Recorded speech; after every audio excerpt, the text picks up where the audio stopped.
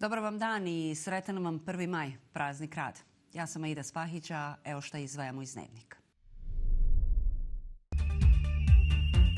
Danas se obilježava Međunarodni praznik rada, dan između borbe za prava radnika i dana posvećenog roštilju i putovanjima. Šta nam je donijela neradna nedjelja? Mali privrednici se s pravom osjećaju ugroženo. Neum se priprema za veliku ljetnu sezonu, a hoteli su već rezervisani i u predsezoni.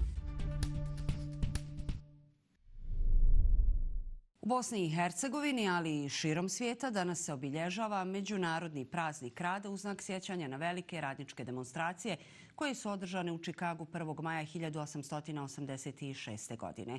Savez samostalnih sindikata Bosne i Hercegovine na Međunarodni praznik rada ističe da 1. maj nas podsjeća da su prava radnika izborena solidarnošću i zajedničkom borbom. Kako navode generacije prije nas, izborile su osnovna radnička prava, uključujući dostojanstvene uvjete rada i ravnotežu između rada i odmora. Podsjećaju da se na taj praznik obilježava u 150 zemalja svijeta, a sve u znak sjećanja na radničke proteste u Čikagu kada su radnici počeli borbu za 8-satno radno vrijeme. Princip koji i danas ostaje simbol radničkih prava.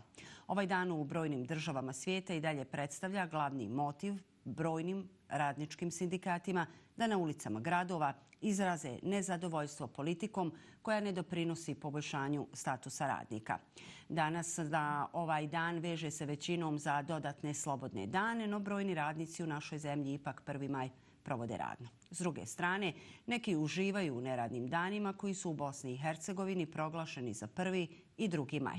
Na cijelom Balkanu proslava 1. maja rezervisana je nekako za dobru hranu, roštilj i druženje.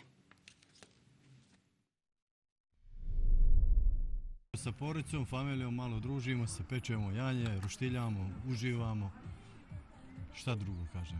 Došli smo s familijom tu malo pored rijeke da malo sjedimo da slavimo 1. maj. Danas je naš praznik, neradni tako. I kao što smo već rekli, većina građana Bosne i Hercegovine otputovala je još jučer put juga, a mnogi su na okolnim izletištima. No danas u Zenici nije tako. Više od 1000 radnika, članova njihovih porodica, ali i prijatelja, svoj 1. maj odlučilo je provesti u Zenici uz radnike Nove željezare Zenica, koji su za danas zakazali proteste ispred zgrade uprave samo s jednom porukom: ne gašenju proizvodnje čelika. Radnici brojnih sindikalnih organizacija iz cijele Bosne i Hercegovine okupili su se danas u Zenici kako bi pružili podršku svojim kolegama iz Nove željezare, firme koja za 25. juni ima zakazano otvaranje stečajnog postupka pred nadležnim sudom. Kao spas u zadnji čas, dan pred gašenje pogona integralne proizvodnje, koji su prema riječima uprave stvarali dodatne minuse, stigla je ponuda Energoinvesta i vlade Federacije da spasi ovu fabriku i održi proizvodnju. Predsjednik sindikata Nove željezare Zenica, Rašid Petić, je u svojoj poruci upravi poručio da žele sačuvati željezaru, da ne odustaju i da njihova opcija nije stečaj. Prvenstveno šaljemo poruke ovoj sadašnjoj upravi da mi želimo sačuvati željezaru, mi ne odustajemo jer nama nije opcija stečaj i uništenje radnih mjesta. A za upravu posljednjih dana, kako se izjasnili, jedina je opcija, znači stečaj. Mi želimo da održimo proizvodnju, oni su pokazali da nisu u ovom momentu sposobni, traže koje kakve nebuloze izmišljaju, traže od Energoinvesta da im dostavi plan svog rada, pa evo ja postavljam pitanje njima je li njima Mittal tražio, a nakon 5 mjeseci su oni zaustavili proizvodnju. Nije ni vlada, ni država, ni sindikat, ni radnici, oni su zaustavili proizvodnju. U nastavku dnevnika ćemo do Mostara, jer Mostar je i ovog 1. maja nastavio njegovati svoju višedecenijsku tradiciju prvomajskom budnicom. Ova prepoznatljiva budnica izmamila je građane na prozore i balkone, simbolično označavajući početak proslave Međunarodnog praznika rada. Nakon svečanog jutarnjeg dijela, fokus proslave seli se na brojne lokalitete u okolini grada. Veliki broj Mostarki i Mostaraca već se uputio prema tradicionalnim odredištima, koristeći neradne dane za odmor i rekreaciju na otvorenom. S druge strane, idemo do Tuzle jer otamo nam dolazi nešto drugačija slika. Sindikat Solidarnosti i ovog 1. maja je pred zgradom bivše Soda So i nekadašnjeg sjedišta vlade Tuzlanskog kantona organizovao je mirne proteste. Upozoravaju na nova gašenja fabrika u Bosni i Hercegovini i pozivaju radnike da se pobune. Smatraju da nema mjesta slavlju, već djelovanju.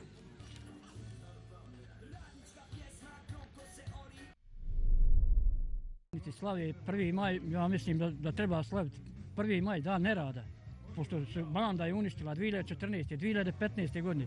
U Tuzli je uništila u Tuzlanskom kantonu sve što se moglo uništiti. Sada su uništili koksaru, uništili željezaru. Pa gdje tu imaju radnici? Nemamo mi više radnika. Samo se vode radnici, političari i budžetski korisnici. Ostali radnika nema.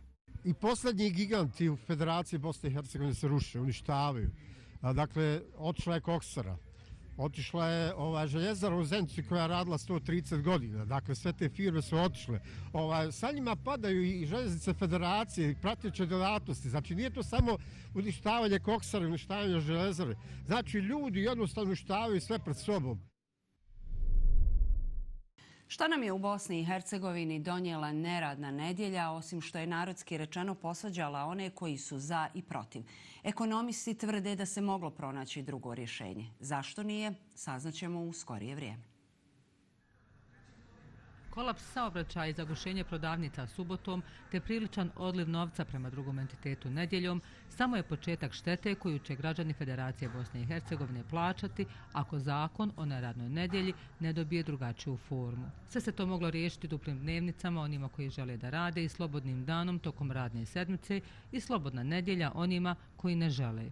Ja tvrdim da je pad prometa u Vitezu, u onim tržnim centrima tamo, skoro do 40%, jer jednostavno to je dan, nedelje su dani kada se planira i dolazi iz udaljenih krajeva, jer je sve dosta koncentrisano, imate sve na jednom mjestu. Hoću da kažem da naravno to ide u korist Republike Srpske koja nije donijela taj propis i nadam se da i neće, jer jednostavno donositi propise koji se tiču života građana, a ne razgovarati sa udruženjem potrošača, sa privrednim komorama i trgovcima, je potpuno, kako da kažem, neadekvatno.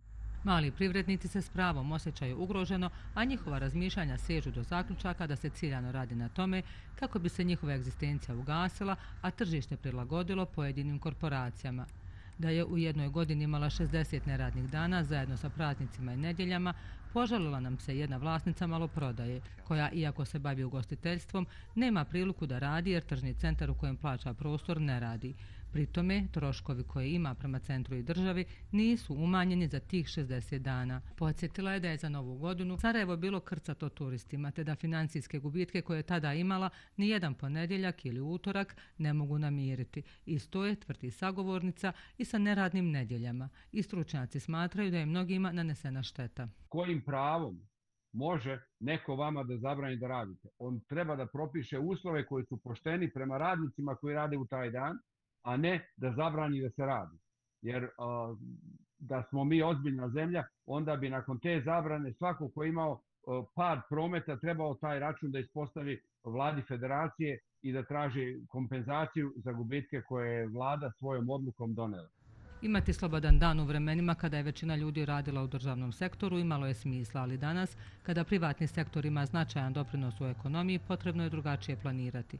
Finansijski gubici, ukoliko se odluke u neradnoj nedjelji ne modifikuju, mogli bi se odraziti prvo na kantone, a onda i na federaciju. Mišljenja je Pavlović, a kome to ide u korist, pitaju se i građani. Ja sam 41 godinu radila u trgovini, onda je bilo subota do 2, nedjelja slobodna i znalo se. Što ima? Sve se može kupiti prije. Moglo to na neki drugi način da se obezbijedi slobodan dan. Što se mene tiče, nije donijela ništa. Sve zavisi, ima dana koji bi se mogli iskoristiti za taj neradni dan, ali nedjelja ipak volio bi da se radi. To je manje u kasu državnu. Znate, disbalans je, jer iz starog grada neće otići dole, ali dole je čitav novi grad. Ne možete proći nedeljom od ujutru do aerodroma, čitavi dan ne može se proći, to je haos. Nekoliko puta sam čekao na aerodromu, ne može se proći. Sad šta je tu igra, čija igra, znat ćemo. U razgovoru sa malim privrednicima smo saznali da će, ako ovakav zakon ostane, tražiti rješenja od propasti unutar zakona, pa zavisno da li se bave trgovinom hrane, robe ili ugostiteljstvom, put pronaći u otvaranju dragstora, prostora van tržnih centara ili jedina opcija koju imaju trgovci robom, otvarati prodavnice u Republici Srpskoj. I tako je to u Bosni i Hercegovini. S jedne strane neradna nedjelja, briga za radna mjesta, borba za radnička prava. A s druge strane dolazi nam ljeto i mnogi se pripremaju za godišnji odmor. Kako poručuju iz Neuma, kapaciteti su se već lagano počeli puniti. Neum je spreman za sezonu. Većina hotela otvorila je vrata sada kada kreće kongresni turizam i prve veće grupe s Dalekog istoka koje preferiraju termine izvan udarnih ljetnih mjeseci. Neumu je predsezona već uveliko počela. Počeli smo sa kongresima. Imamo isto tako veliki broj grupa iz zapadne Europe, iz Francuske, iz Bugarske, Austrije i pripremamo se za ove prvomajske praznike, a mi u Neumu očekujemo dobru sezonu i ne bi se složio. U Neumu se cijene nisu bitno birale. Sad druga je stvar cijene goriva i to nešto na što mi ne možemo utjecati, ali same cijene ugostiteljskih i hotelskih usluga se nisu bitno mijenjale u odnosu na proteklu sezonu. To potvrđuje i načelnik Neuma Dragan Jerković. Kaže da je Neum spreman za nove turiste i da ne očekuje velike promjene u odnosu na prethodnu godinu. Što se tiče samo predsezone, mislim da rezultat će biti na razini prošlogodišnjih, a svakako da je kao jedna destinacija u onome glavnom dijelu sezone Neum će biti ispunjen, odnosno bit će svi kapaciteti popunjeni prema onome što je sada pokazatelj i jako je dobra i najava podsezone. Evo, nadamo se da će to tako biti, iako ne ovisi to samo o nama, puno je tu nekih faktora globalnih koji utječu na taj dio turizma, ali evo, mi se nadamo da će sezona biti jako dobra. Iako su se pojavile informacije da su cijene privatnog smještaja skočile i za 50%, u Neumu kažu da je to nemoguće. Ne znam otkud takvi podaci, nije se dogodilo, ako je i 10%, a sumnjam da je toliko došlo do povećanja. Znate što često buni ljude, gledaju neke ponude preko nekih platformi za iznajmljivanje smještaja gdje ljudi stave neke cijene, no zapravo nisu ni otvoreni, ali da ne zatvaraju fizički, postave neke, ajmo reći, provizorne cijene, ali cijene se zasigurno nisu promijenile naviše u Neumu. Turistički radnici u Neumu vjeruju da je pred njima još jedna rekordna godina. Ključ uspjeha vide u tome što je Neum blizu susjedne Hrvatske, Crne Gore, ali i drugih mjesta u samoj Hercegovini koje turisti posjećuju. Posjećenost Neuma najviše zavisi od doba godine. U glavnoj ljetnoj sezoni je najveći broj gostiju iz Bosne i Hercegovine, ali i BiH dijaspore, a u predsezoni 4. i 5. mjesec najviše dolaze iz Zapadne Europe, Evropske unije, Dalekog istoka, pogotovo Koreje i Kine.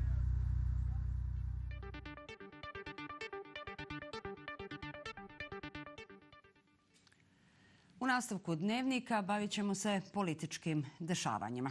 Shodno ambicijama Crne Gore za članstvo u Evropsku uniju, u krugovima se nekako sve više razmatra tandem pristup u koji je, kako kažu, uključen i Island. U ovom kontekstu naravno ne spominje se Bosna i Hercegovina, ali kad govorimo o Austriji, podrška Austrijanaca proširenju na Zapadni Balkan nije se znatno mijenjala posljednjih godina. Tokom nedavne posjete našoj zemlji, predsjednik Austrije Alexander Van der Bellen poručio je da je njegova zemlja prijatelj i snažan zagovornik pristupanja Bosne i Hercegovine Evropskoj uniji. Naglasio je da je integracija u Uniju ključna za stabilnost i prosperitet zemlje. Mi smo prijatelji i zagovaramo pristupanje Bosne i Hercegovine Evropskoj uniji iz različitih historijskih, kulturnih, ljudskih razloga. Ali naravno mi smo i za ulazak u Evropsku uniju i ostalih zemalja Zapadnog Balkana. Uvjeren je da je budućnost Bosne i Hercegovine u Evropskoj uniji. A prema podacima koje je u septembru prošle godine objavio Eurobarometar, većina ispitanika koji predstavljaju građane zemalja Evropske unije podržava daljnje proširenje. Najveća podrška zabilježena je u Švedskoj, Danskoj i Litvaniji, a najmanja u Češkoj i Francuskoj te upravo Austriji. Kada je riječ o pojedinačnim državama, navedeno je da oko 40% ispitanika iz Austrije podržava naš pristup Evropskoj uniji. Prema istraživanju Austrijskog društva za evropsku politiku iz 2024. građani Austrije većinski nisu pobornici proširenja Evropske unije. Prijem Crne Gore podržava 20% ispitanika. Našu zemlju u Evropskoj uniji vidi 25% Austrijanaca. Austrijsko društvo sada ima i nove podatke koji se odnose na Norvešku, Island i Grenland. Objavili smo novo istraživanje i na kraju uporedili ga sa javnim mnijenjem u Austriji u vezi sa 6 zemalja Zapadnog Balkana koje se nažalost nije mnogo promijenilo tokom godina. Trenutno se zalažu za takozvani tandem pristup, Island zajedno sa Crnom Gorom, a kako bi se povećale šanse za pozitivan i brz ishod. Bosna i Hercegovina nije razmatrana u ovom kontekstu. Prema objašnjenju našeg sagovornika, uvjerljiv slogan koji Crna Gora ima 28 do 2028. pokazuje da ova zemlja ima za cilj da postane 28. država članica Evropske unije. Ironično, napredak bi mogla olakšati zemlja čije su ambicije za Evropsku uniju donedavno bile uspavane. Island će 29. augusta glasati o tome hoće li nastaviti pregovore o pristupanju koji su obustavljeni 2013. godine. Dok je primarna motivacija tokom finansijske krize bila stabilnost islandske krune, obnovljeni interes Reykjavika za Evropu sada je uglavnom vođen sigurnosnim problemima usred promjenjivih geopolitičkih interesa. Ekonomski faktori također igraju ulogu. Iako je Island dio šengenskog prostora i europskog ekonomskog prostora, on i dalje podliježe pravilima unutrašnjeg tržišta bez mjesta za stolom donošenja odluka. Kažu da bi pristupanje ovog sjevernog ostrva Evropskoj uniji naišlo na vjerovatno minimalni otpor. Austrijanci bi prema istraživanju većinski podržali ulazak Islanda u Evropsku uniju. Ističu da, bez obzira na nisku podršku građana Austrije pridruživanju Crne Gore Evropskoj uniji, zajedno sa Islandom, ova nama susjedna zemlja bi mogla uspješno proći završne faze ka punopravnom članstvu u Evropskoj uniji. Smatraju da bi se proširenje na sjever Evrope moglo provesti relativno brzo. To bi zasigurno imalo značajan pozitivan utjecaj na politički, ekonomski i strateški položaj Evropske unije, a moglo bi dati i novi zamah procesu pristupanja trenutnih zemalja kandidatkinja. A kada govorimo o proširenju Evropske unije, najnovija vijest pojavila se danas. Marta Kos, komesarka Evropske komisije za proširenje, poručila je kako je Crna Gora naredna zemlja koja će ući u Evropsku uniju. Kos je pojasnila da nakon Crne Gore je najvjerovatnije sljedeća Albanija. Sada je veoma realna mogućnost da će Evropska unija rasti u narednim godinama. U mnogim dijelovima Zapadnog Balkana i dalje postoji skepticizam da je članstvo u Evropsku uniju zaista moguće. Nadam se da će pozitivan primjer Crne Gore i Albanije, koja je sljedeća u redu, inspirisati ostatak Zapadnog Balkana da slijedi isti put, rekla je Kos. Dobijanje statusa kandidata je početak prilično dugog puta ka članstvu u Evropskoj uniji. Izraelski pomorski napad na flotilu Sumud u utorak uvečer, koja je išla prema Gazi u međunarodnim vodama Sredozemnog mora kod Grčke, izazvao je oštre kritike javnosti u mnogim zemljama. Hiljade ljudi izašlo je na ulice širom Italije kako bi protestirali protiv izraelskog napada. U glavnom gradu Rimu hiljade ljudi okupilo se ispred Koloseuma uvečer prije nego što su marširali prema trgu Venecije, okrugu Monti i stanici Termini u centru grada. Protesti su održani i u Francuskoj i Parizu. Izrael mora dozvoliti dopremanje spasonosne pomoći u Gazu svim mogućim sredstvima. Pozvao je danas Ured Ujedinjenih naroda za ljudska prava, naglašavajući da međunarodno pravo ne dozvoljava presretanje stranih civilnih plovila na otvorenom moru. Globalna flotila Sumud pozvala je danas vlade da izvrše pritisak na Izrael kako bi oslobodio pritvorenike iz njene misije za Gazu, navodeći da je još dvoje aktivista i dalje u pritvoru. U saopćenju je ova grupa navela da je većina učesnika koji su bili pritvoreni oslobođena na Kritu.